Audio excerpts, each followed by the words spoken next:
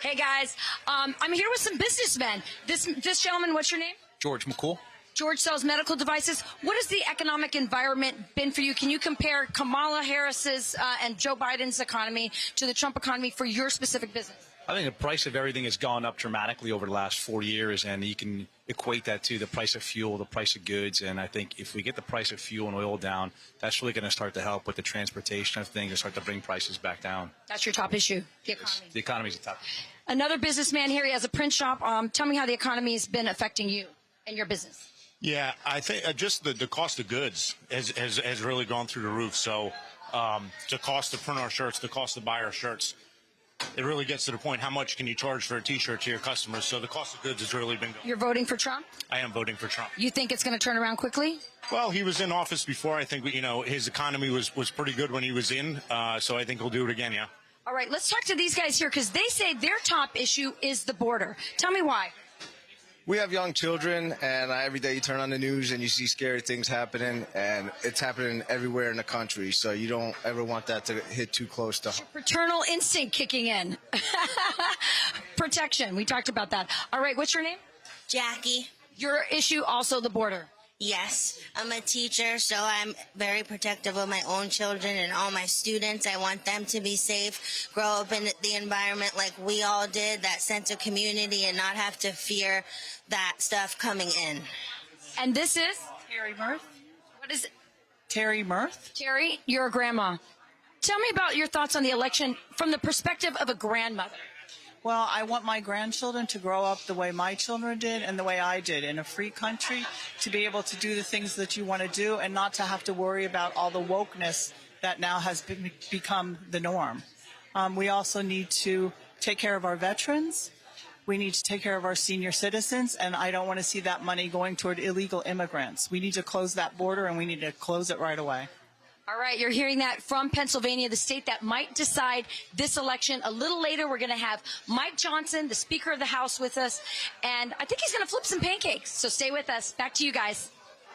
All right. Thank you, Rachel. Doing a lot. They're doing a lot of walking. Is that an homage to me? Yes. They're trying to get in their steps. You taught us all how to do it. And Will Cain is somebody who walks backwards. This is something pretty He's impressive. live at the Sweet Spot in Concord, North Carolina. The polls are now open. Hey, Will. Hey, the Sweet Spot.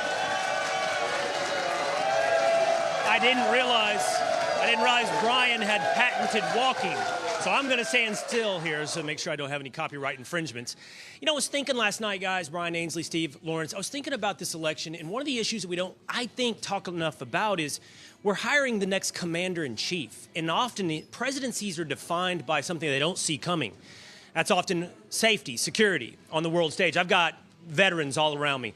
I've got Jim, a Korean War veteran, Mike, a Vietnam veteran. Thank you guys for your service. Mike, tell me what's important to you in this election. Well, first of all, I'd like to see us get a commander-in-chief that'll get our military back to the level it should be. Also, I'd like to have a commander-in-chief that our allies respect and a commander-in-chief that our enemies respect and fear. That's what we need in this country. I appreciate your service. Thank you so much, Mike. Thank you, Jim. We also have Glenn, by the way. Glenn's a Vietnam War vet. Thank you, Glenn. What do you feel about this election and when it comes to hiring a commander-in-chief? The past ones that Donald Trump had were, he just didn't realize what Washington was like. And the generals in the Pentagon, they're only there to get promoted. So they're more political than they are warriors.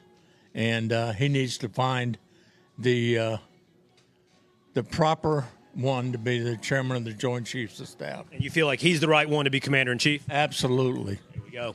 You know, we're doing a little horse race politics here. I was asking everybody how they feel about North Carolina. One of the big concerns is, well, the Republican Governor Mark Robinson not looking good. How could that affect Donald Trump? But Donnie said that you're not worried about the effect of the governor's race on the presidential race.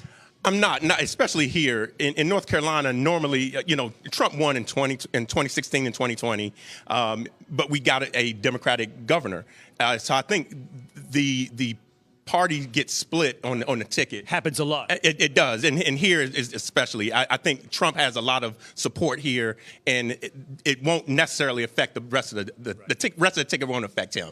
I mean, it's a split state. Happens a lot here in North Carolina. Finally, I heard Rachel talking in Pennsylvania. It is the #1 issue no matter which state you go into, and that's the economy. Lori was telling me about the biggest issues for you voting. One of my issues is I used to pay for my insurance, in segments, and now I have to pay by monthly. And when I moved here 8 years ago, I was paying 79.99 cents for eggs, and now they're up to $3 a dozen. Right. And your mom lives with you, Joan. Good morning, Joan. Good morning. One of my thing is the economy. And I'm a senior and I have Social Security. However, I am blessed because I have other resources and I live with my daughter. But my insurance in the car has gone up almost double in the last 3 years, and I don't know how seniors can keep up with this. We were talking about this. How do you manage fixed income with this kind of inflation? It's almost impossible. But that's where we are right now in North Carolina. Polls are open in North Carolina. People out there have left. Some have left to go to the polls. Now we're going to leave North Carolina and go back to you in New York. All right. Thank you very much. And as we look at North Carolina, the polls are going to close tonight. One place where the polls open and close within a matter of minutes is Dixville Notch in the great state of New Hampshire. In 2020, Joe Biden swept. But last night, at the stroke of midnight, all 6 residents came in. It was a tie. 3 for Donald Trump and 3 for Joe Biden. Is that split right down the middle, just like the whole country? Last year it was 8. Right. Last year was 6. Well, actually, 2016 it was 8. Yeah, you had 2 that voted for Hillary, 4 for Trump, 1 for Gary Johnson, and 1 for Mitt Romney. Then in 2020, Biden got the 6 votes, got them all. and now there's 6. So I don't know if 2 people passed Some away people have or moved 2 people away. died. I mean, two people moved. I find fascinating New Hampshire, Virginia, maybe Kansas, Minnesota, all those that don't get heavily polled. Yeah. And you wonder. I remember Governor Sununu about a month ago came in and said, I don't know why there's not more Trump infrastructure in New Hampshire because it's wide open, because they're angry at the Democrats for pulling that first primary out. And I think that matters a lot. So I'm very curious to see those late pushes into New Hampshire by J.D. Vance. And I think the president went there once, if it's going to produce anything. Yeah. Well, speaking of late pushes, in Wisconsin, let's go to Pete Hegseth. He's live at the Coop in Waukesha. Pete, the polls are going to close there at 9 o'clock Eastern time, but they won't probably finish counting until tomorrow. So people are going to be on pins and needles in Wisconsin. Yeah, I know, especially in the city of Milwaukee, where it's traditionally taken a lot more time. And that's a part of the concern for voters here. Will the vote outside of Milwaukee be large enough to overcome what happens in that city? And then how long is the delay in that city as well? So voters here, enthusiastic this morning, for sure.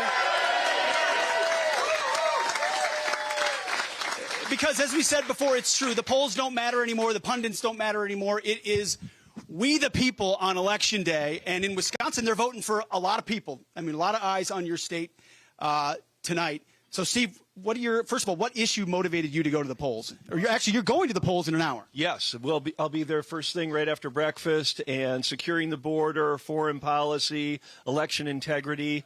It's all really, really important. And I'm voting for Trump and Hovde. And we're going to have Eric Hovde on the program in a little bit.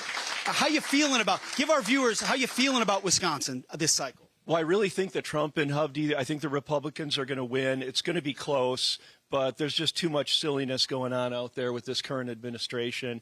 And so I think the Republicans are going to take it. Yeah,